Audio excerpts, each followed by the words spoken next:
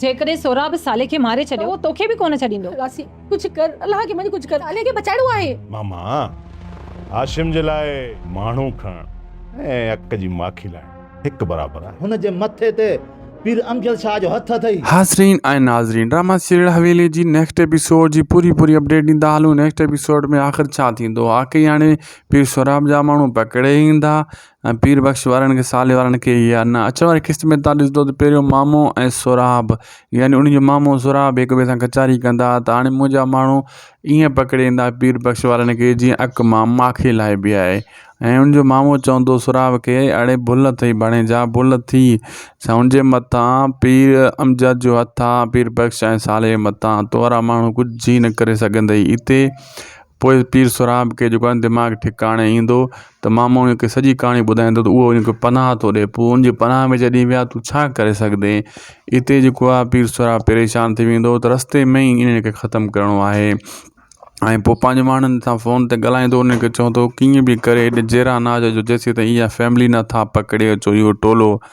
पोइ दोस्तो ख़लीफ़ो त पंहिंजो ज़ोर पूरो लॻाए रहियो आहे। ख़लीफ़ो उनखे तंग बि करे रहियो आहे ऐं ख़लीफ़ो इहो दोस्तो नुक़सानु खाईंदो, मार खाई वेंदो इन फ़ख़ुर में, जेको चए थो मां 1 नंबर ख़लीफ़ो आहियां।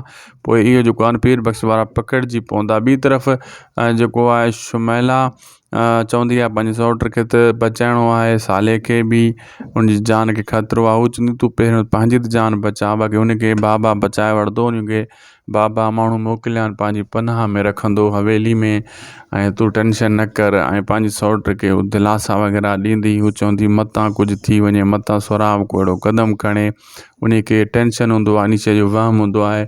ऐं ॿिए तरफ़ पुलिस बि घुराई ऐं पुलिस एस पी खे घुराए पीर अमजद उनखे बि चई छॾियो त हीउ कमु रोकणो आहे, हीउ कमु वधी न वञे ऐं तव्हां इन जो साथ ॾियो।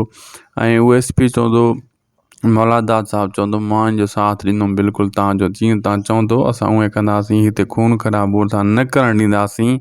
ऐं बहरहाल पोइ बि ख़लीफ़ो मार खाई वेंदो। पीर सोराब जा माण्हू पीर बख़्श खे पकड़े खणी वेंदा, खंभे खणी वेंदा ऐं ख़लीफ़ो उन में नुक़सानु खाईंदो आहे। ख़लीफ़े खे पोइ ख़बर पवंदी त मां जेकी तकड़ कई, मुंहिंजी जेका आकड़ कई, आकड़ में मां नुक़सानु खाई वेही रहियुसि। अहिड़े हिसाब सां अचण वारी किस्तनि में तव्हां ॾिसंदो ड्रामो, जीअं जीअं हवेली ड्रामो अॻिते वधंदो वेंदो दोस्तो, तीअं तीअं ज़बरदस्त ऐं बहितरीनु थींदो वेंदो। जेतिरी तारीफ़ कजे इन ड्रामे जी घटि आहे। ॾींहं ॾींहुं दोस्तो ड्रामो बहितरीनु थींदो थो वञे।